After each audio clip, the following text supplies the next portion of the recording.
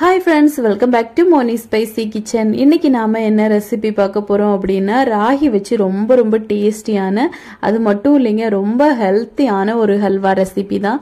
இது ரொம்ப சுவையா இருக்கும். இந்த ஹல்வா பாத்தீங்கன்னா இன்னைக்கு நம்ம சக்கரை எதுவும் பயன்படுத்தாம கருப்பட்டி வச்சு ரொம்ப சிம்பிளா ரொம்ப டேஸ்டியா நல்ல ஹெல்த்தியா பண்ணியிருக்கோம். இது வந்து 1 வீக் வரைக்கும் நீங்க வச்சு சாப்பிடலாம். குழந்தைகளுக்கெல்லாம் இந்த மாதிரி செஞ்சு கொடுங்க. உடம்புக்கு ரொம்ப ஹெல்த்தி. அது மட்டும் இல்லாம இந்த ஹல்வாவோட ஸ்பெஷல் என்ன அப்படின்னா நம்ம இதுல ஒரு துளி எண்ணெயோ நெய்யோ எதுவுமே ஆட் பண்ணல. நார்மலா ரொம்ப சூப்பரா ஈஸியான முறையில பண்ணியிருக்கேன். ஸோ கண்டிப்பா நீங்களும் இது உங்க வீட்டுல பண்ணி பார்க்கலாம். சரி வாங்க இது எப்படி செய்யலாம் அப்படிங்கறத நம்ம டீட்டெயிலா பார்த்துடலாம். அதுக்கு முன்னாடி நம்ம சேனலுக்கு இப்பதான் ஃபர்ஸ்ட் டைமா வாரீங்கன்னா மறக்காம சப்ஸ்கிரைப் பண்ணிருங்க. அப்படியே கூட இருக்கக்கூடிய பெல் பட்டனையும் பிரஸ் பண்ணுங்க.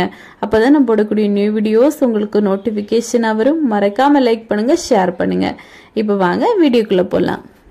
ஃபர்ஸ்ட் இந்த அல்வா பண்றதுக்காக ஒரு பவுல்ல 1 கப் அளவுக்கு ராகி, இது முழு ராகி தான் எடுத்திருக்கேன். இத வந்து நம்ம இந்த பவுல்ல சேர்த்துட்டு இத ஒரு 3 வாட்டி நல்லா கழுவி எடுத்துக்கலாம். இப்ப தேவையான அளவுக்கு தண்ணி சேர்த்து 1ல இருந்து ஒரு 3 தண்ணி நல்லா கழுவுங்க. அப்பதான் இதுல இருக்கக்கூடிய அழுக்கு தூசி எல்லாமே போயிடும். நல்ல கை வச்சு நல்லா எந்த அளவுக்கு பிசைஞ்சு கழுவ முடியுமோ இந்த மாதிரி நல்லா பிசைஞ்சு எடுத்து கழுவுங்க.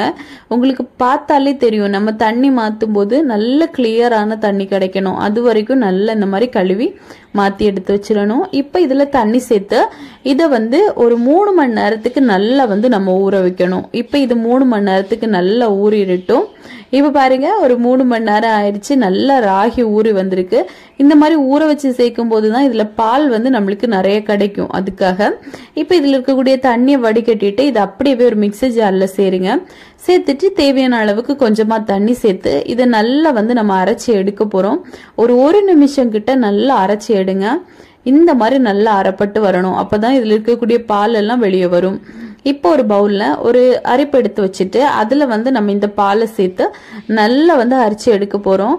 இந்த மாதிரி நல்ல சின்ன அரிப்பா எடுங்க. அப்பதான் உங்களுக்கு அதோட அந்த சக்கை எல்லாம் உள்ள போகாம நல்ல பால் மட்டும் போகும். அப்படி உங்ககிட்ட இல்ல அப்படின்னா காட்டன் டவல் ஏதாவது இருந்துச்சுன்னா அதுல கூட நீங்க வந்து இந்த மாதிரி நல்லா வடிச்சு எடுத்துக்கலாம். இப்போ நம்ம கொஞ்சமா இந்த மாதிரி தண்ணி சேர்த்து இந்த பால் எந்த அளவுக்கு இருக்கோ அது அவ்வளோத்தையுமே நம்ம வந்து கொஞ்சமா தண்ணி சேர்த்து நல்லா வந்து இந்த மாதிரி எடுக்கணும். அப்பதான் இதுல இருக்கக்கூடிய சக்கை மட்டும் தனியா வந்து பால் எல்லாமே நம்மளுக்கு அதிகமா கலெக்ட் ஆகி கிடைக்கும். இப்ப இதை நல்லா இந்த மாதிரி பாருங்க. இப்ப இது வேஸ்ட், இதை மட்டும் நம்ம தூக்கி போட்டுடலாம். இதே மாதிரி எல்லா பாலையும் வடிகட்டிட்டு இது கூட 1 டம்ளர் அளவுக்கு தண்ணி சேர்த்து நல்லா மிக்ஸ் பண்ணி கொடுத்துட்டு இது அப்படியே நம்ம வந்து ஊற விடணும். இது ஒரு 3 மணி நேரம் நல்லா ஊறட்டும். அப்பதான் நம்மளுக்கு இந்த பால் கட்டி மட்டும் அடியில தங்கிட்டு தண்ணி எல்லாம் மேல வரும். இந்த மாதிரி பாருங்க ஒரு 3 மணி நேரம் ஆயிருச்சு. தண்ணி மேல நிக்கும். அடியில தான் நம்மளுக்கு தேவையான மாவு இருக்கும். இந்த தண்ணியை வடிகட்டிட்டு வந்துருங்க. இப்ப இந்த அடியில இருக்கக்கூடிய இந்த மாவு மட்டும்தான் நம்மளுக்கு வேணும். இது கூட பாத்தீங்கன்னா நான் சரியா 2 கப் அளவுக்கு தேங்காய் பால் வந்து சேர்க்க போறேன். இந்த மாதிரி நம்ம தேங்காய் பால் வந்து யூஸ் பண்ணி ஹல்வா பண்ணும்போது நம்மளுக்கு இதுல எண்ணெயோ நெய்யோ தேவைப்படாது. இந்த தேங்காயில இருக்கக்கூடிய இந்த எண்ணெயை பாத்தீங்கன்னா கொஞ்சமா பிரிஞ்சு வர ஆரம்பிக்கும். அதுதான் இதோட ஸ்பெஷாலிட்டியே. இப்போ இந்த தேங்காய் பாலை சேர்த்துட்டு இதை நல்லா மிக்ஸ் பண்ணி கொடுத்துருங்க. இப்ப இதை மாத்தி வச்சுட்டு ஒரு கடாயில 1 கப் அளவுக்கு நான் வந்து கருப்பட்டி எடுத்திருக்கேன். இது வந்து கொஞ்சம் மெல்ட் ஆயிருச்சு. அதை வந்து ஃபர்ஸ்ட் நான் கடாயில சேர்த்துட்டேன், அது ஸ்கிப் ஆயிருச்சு. அப்புறமா இதுல 3/4 கப் அளவு தண்ணி சேருங்க. தண்ணி சேர்த்துட்டு இதை நல்லா இந்த மாதிரி நம்ம மிக்ஸ் பண்ணி கொடுத்துட்டே இருக்கணும். இது ஒரு ஸ்டேஜ்ல நல்லா கொதிச்சு பிசு பதம் வரும். நம்ம 2 கையால தொட்டு பார்த்தோம் அப்படின்னா நல்ல பிசு பதமா இருக்கும். அதுதான் கரெக்டான ஸ்டேஜ். இப்ப இதை நல்லா நம்ம வந்து தொட்டு பார்த்துடலாம். இப்ப பாருங்க 2 விரல்ல நம்ம தொட்டு பார்க்கும்போது இந்த மாதிரி பிசுன்னு இருக்கணும். ஓகே, இப்ப நம்மளுக்கு பாகு ரெடி ஆயிருச்சு. இதுல வந்து இப்போ ஒரு கையில நம்ம ஸ்பூன் வச்சு மிக்ஸ் பண்ணி கொடுத்துட்டு இன்னொரு கையில நம்ம இந்த மாதிரி ரெடி பண்ணி எடுத்து வச்சிருக்க அந்த மாவை வந்து சேர்த்துடணும். நல்ல லோ ஃப்ளேம்ல தான் வைக்கணும், ஹை ஃப்ளேம்ல எல்லாம் வைக்க கூடாது. இந்த மாதிரி சேர்த்துட்டு நல்ல பொறுமையா இனிமே மொத்தமாவே நம்ம லோ ஃப்ளேம்ல தான் வைக்கணும், ஹை ஃப்ளேம்ல வைக்கவே கூடாது. நல்ல பொறுமையா இந்த மாதிரி மிக்ஸ் பண்ணி கொடுத்துட்டே இருங்க. இது ரெடி ஆகிறதுக்கு பாத்தீங்கன்னா கிட்டத்தட்ட ஒரு 45 மினிட்ஸ் கண்டிப்பா ஆகும். நம்ம லோ ஃப்ளேம்ல தான் வச்சு ரெடி பண்ணணும். அப்பதான் கொஞ்சமா நல்ல அந்த எண்ணெய் எல்லாம் பிரிஞ்சு வந்து நம்மளுக்கு ஹல்வா வந்து நல்ல ஒரு சுவையா கிடைக்கும். இப்ப பாருங்க ஒரு ஸ்டேஜ்ல நல்ல கெட்டியாயிருச்சு. நம்ம இந்த மாதிரி கலந்து கொடுத்துட்டே இருக்கலாம். கலந்து கொடுக்க பாத்தீங்கன்னா இது நல்ல இந்த கடாயில ஒட்டாம சுருண்டு வரும். இப்போ ஒரு 10 மினிட்ஸ் கிட்ட ஆயிருக்கு பாருங்க. இந்த மாதிரி ரெடி ஆயிருக்கு. கொஞ்சம் கடாயில ஒட்டாம வருது, கொஞ்சம் ஒரு கண்ணாடி பக்குவம் வந்திருக்கு அப்படின்னு கூட சொல்லலாம். இப்போ இன்னொரு 5 மினிட்ஸ் ஆகும்போது இன்னும் கொஞ்சம் அதோட லெவல் வந்து சேஞ்ச் ஆயிருக்கு. கொஞ்சம் கூட நல்லா திக் ஆயிட்டு கொஞ்சம் கடாயில ஒட்டாம வந்திருக்கு. இப்போ பாருங்க கிட்டத்தட்ட ஒரு அரை மணி நேரம் ஆயிருச்சு.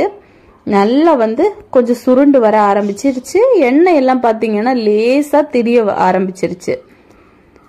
இந்த மாதிரி நம்ம கிளறி கொடுத்துட்டே இருக்கணும். உங்களுக்கு பார்த்தாலே அதுல இருக்கக்கூடிய அந்த டிஃபரன்ஸ் வந்து கண்டிப்பா தெரியும்னு நினைக்கிறேன். பாருங்க கொஞ்சம் கொஞ்சமா அந்த எண்ணெய் எல்லாம் பிரிஞ்சு வர ஆரம்பிச்சுட்டே இருக்கு.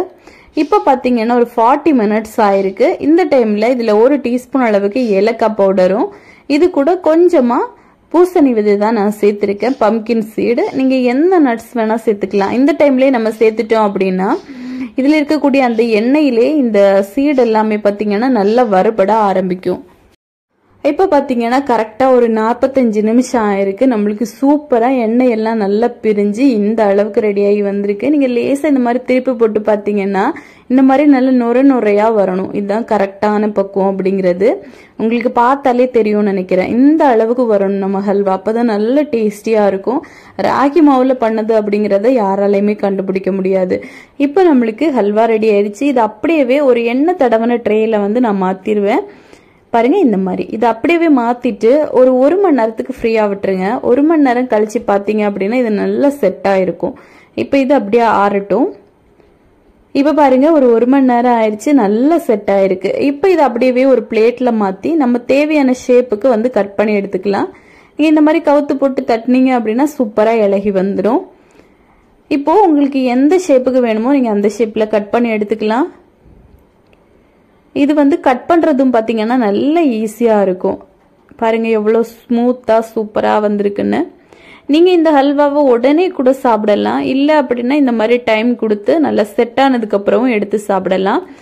இத பாத்தீங்கன்னா நீங்க ஒரு நாள் வச்சு சாப்பிட்டாலும் ஓகே, இல்ல 1 வீக் வரைக்கும் நீங்க வச்சு சாப்பிடலாம். ஃப்ரிட்ஜ்ல ஸ்டோர் பண்ணி வச்சிட்டீங்க அப்படின்னா எடுக்கும்போது லேசா கொஞ்சம் ஓவன்லயோ இல்ல நார்மல் கடாயில ஏதாவது நல்லா ப்ரீஹீட் பண்ணிட்டு அதுக்கப்புறமா லேசா ஹீட் பண்ணிட்டு அதுக்கப்புறமா எடுத்து சாப்பிடுங்க. அப்பதான் இது நல்லா டேஸ்டியா இருக்கும். இப்ப பாருங்க நம்மளுக்கு சூப்பரா ஹல்வா ரெடி ஆயிருச்சு. இது நல்லா ஸ்மூத்தா நல்லா சாஃப்டா இருக்கும். உடம்புக்கு ரொம்ப ரொம்ப ஹெல்த்தி இந்த ஹல்வாவை பொறுத்தவரை. ஸோ கண்டிப்பா நீங்க குழந்தைங்களுக்கு எல்லாம் தாராளமா செஞ்சு கொடுக்கலாம். இதை செஞ்சு கொடுத்துட்டு எப்படி வந்துச்சு அப்படிங்கறத மறக்காம கமெண்ட் பண்ணுங்க. இதே மாதிரி இன்னும் நிறைய ஹெல்த்தியான ரெசிபிஸ் வேணும்னு நினைச்சீங்கன்னா மோனி ஸ்பைசி கிச்சன் சேனலை ஃபாலோ பண்ணுங்க, லைக் பண்ணுங்க, ஷேர் பண்ணுங்க. நெக்ஸ்ட் இன்னொரு வீடியோவில் உங்களை சந்திக்கும் வரை டேக் கேர், பாய்.